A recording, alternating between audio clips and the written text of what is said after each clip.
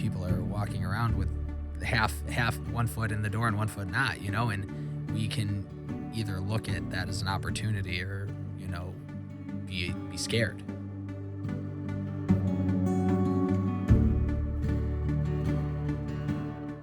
For many people in the world, there is a moment of clarity when you see the world differently than you saw it previously. Those are the moments when we wake up to life. I'm Rabbi Josh Bennett, and this is Waking Up to Life, a podcast about those moments.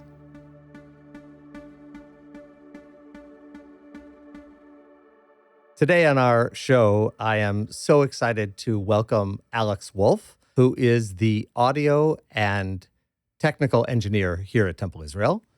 And we are excited to have him not only on the show, but on our staff at Temple Israel. Alex grew up here as a youth group student, had his bar mitzvah at Temple Israel. And Alex, it's just great to have you on the show and in our staff. It's great to be here in so many ways, being able to participate in a podcast with you, having grown up with you with youth group, and now working with you as a colleague is a great experience for me. So I'm really happy to have you talk a little bit about your experience that happened when we were in Israel some decade ago or so. And I know that this event doesn't maybe feel like it's a huge change or a moment of waking up to life, but I know it really was for you. So share with my guests the story of what happened to you in Israel.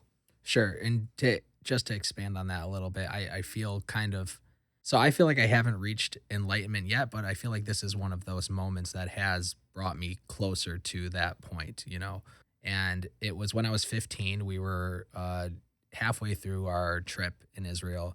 We just come from Ein Gedi, I believe. We were going through waterfalls and, hiking and nature, and all this green lush was around us. I'm not sure at what point we were traveling, and we were over by the West Bank, and we ended up within the borders of the Israeli occupied territory, and the air just kind of changed as soon as we were in there. We all knew that, we weren't supposed to be there, and looking around, even for the 20 minutes that we were, getting our papers together and getting back into, Israeli territory, I could sense that I had left, the safety of the bubble, which I grew up in. And even though I was still with the community that I flew over to Israel with, my eyes were opened in that sense to what the real world was like and what real Israelis and Palestinians deal with it on a daily basis.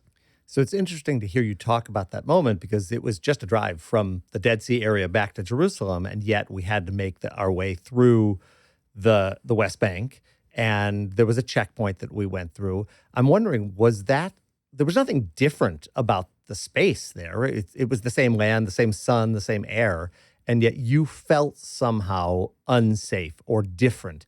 Was that the first time in your life that you had felt that sense of insecurity? Yeah, which is, I really think it was. And that's kind of a humbling thing to talk about, that for 15 years of my life, I really had not felt much discomfort, which I'm blessed to, be able to feel that way.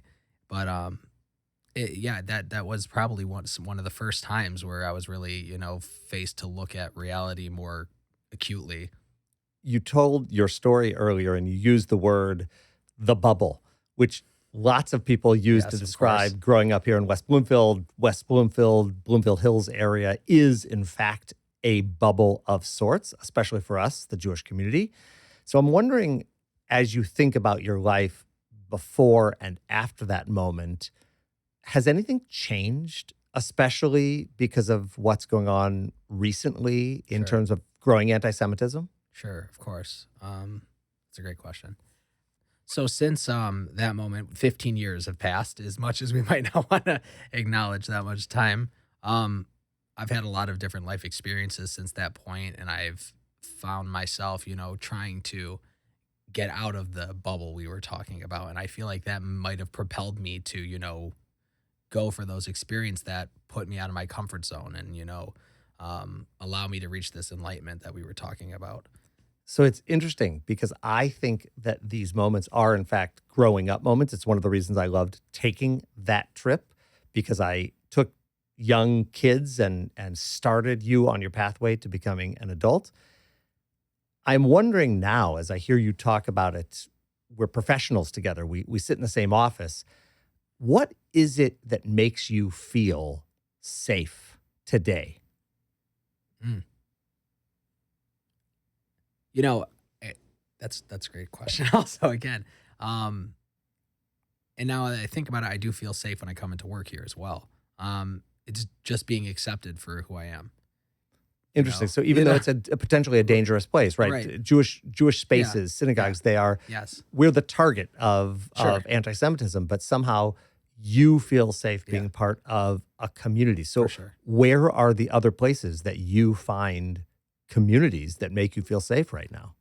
I'll tell you honestly, when I was before I came here, I was working at a hip hop recording studio, and in in the scope of how society views it, it wasn't in a safe area, and I was working with different clients every day, and I would have quote unquote unsafe things around me, but I felt safe in that space, in my creative space, with the artists, with the producers, because we were all working towards a cumulative goal, and we were all trying to have the same experience, and they were accepting me to be there working with them as well.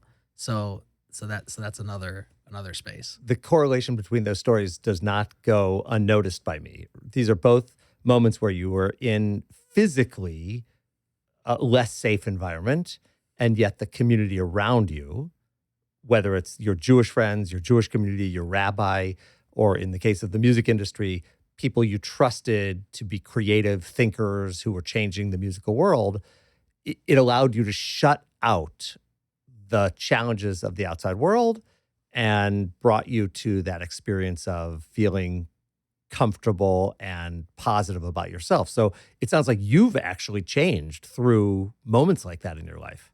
I would completely agree with that.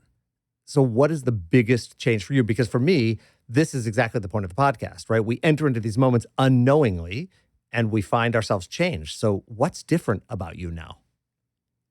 So yeah, I mean, I definitely am very open to outside perspectives, and I feel like I kind of always have been the person to look at both sides of something, whether it's internally. Maybe I don't say it. Maybe I think I speak a lot faster than I think, but I'm always processing both sides of every interaction I have, and it's driven me to be more empathetic. I think when I'm really having a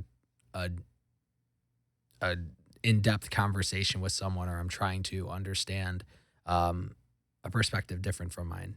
So you're more focused than you were obviously as a teenager, but even Yeah, even in, right. in life in general, you're a more focused person now. Definitely, definitely. So I want to tell you a quick story that comes from Jewish tradition. The prophet Elijah, early in his career, tells a king terrible news about a famine that's coming, and then finds himself fleeing for safety because he's being pursued as a sort of negative moment in his career.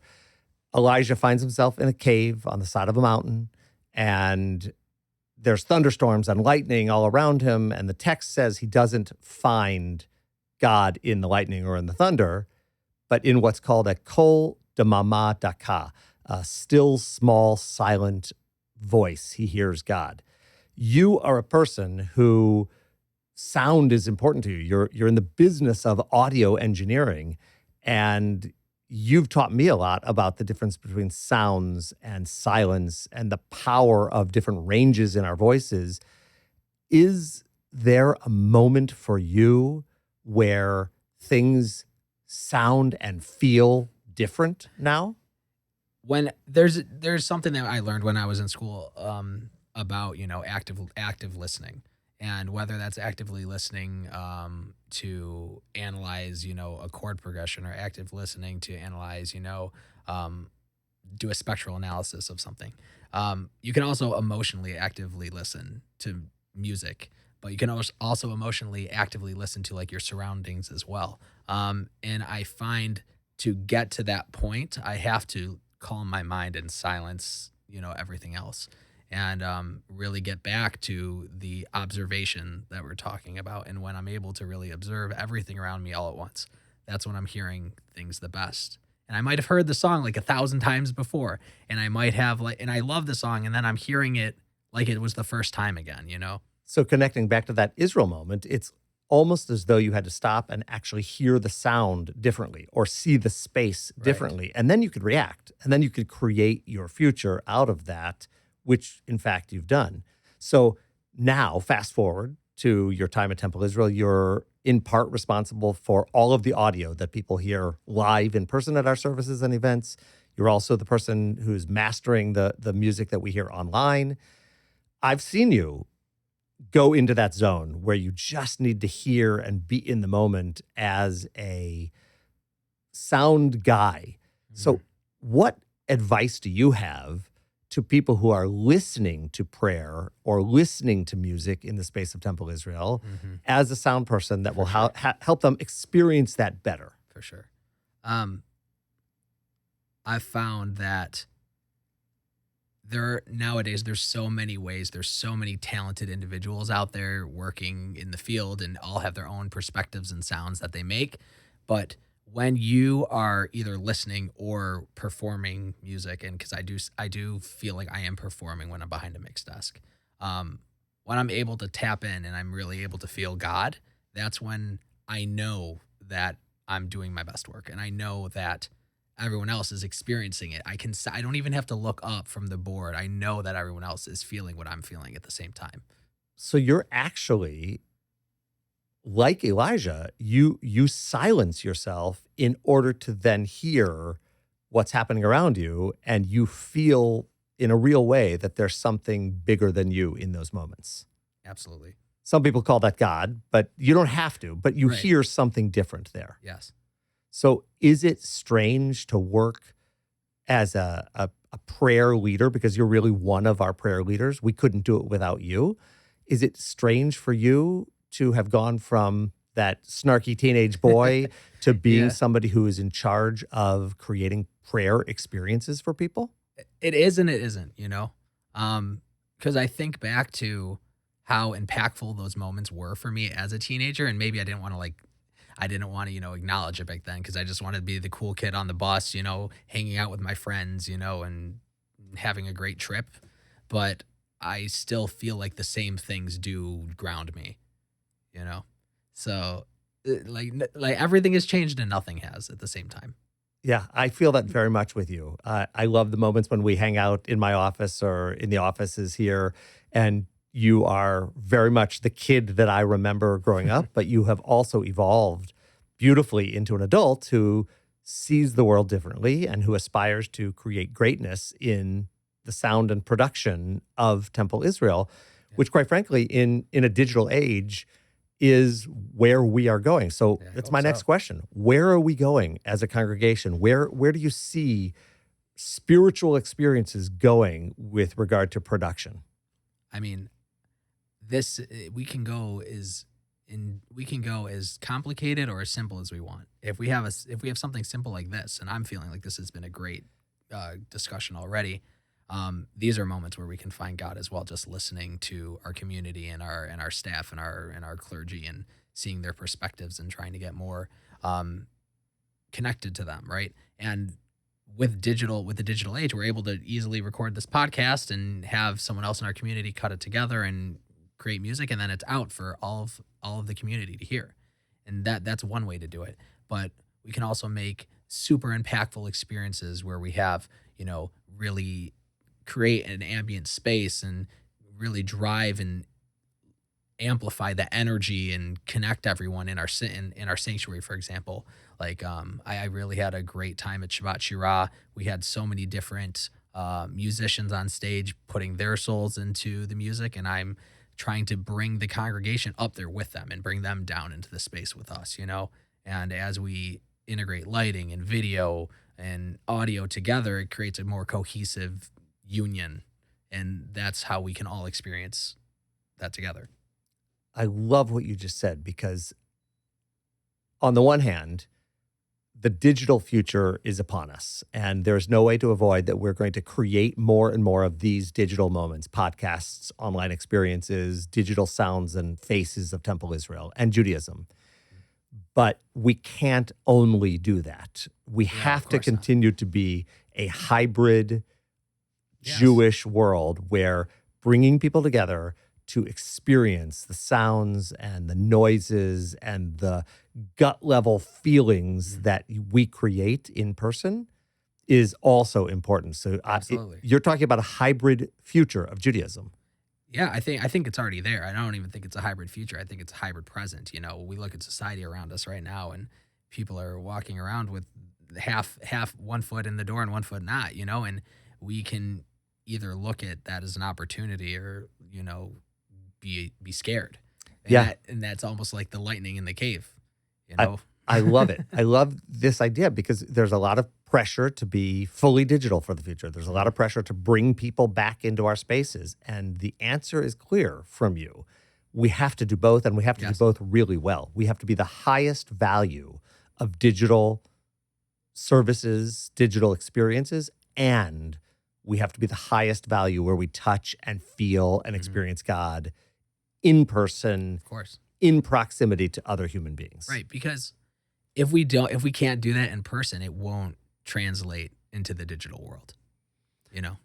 So we're coming near to the end of our conversation together today. It's been just a joy to have this adult conversation. I love that I get to call you my colleague and Same. not be yelling at you on the side of the road in Jerusalem. Sure. But I something I ask all of my guests at the end of the show is there something that you are watching now or reading now that is sort of pushing you forward on one of your personal goals, desires?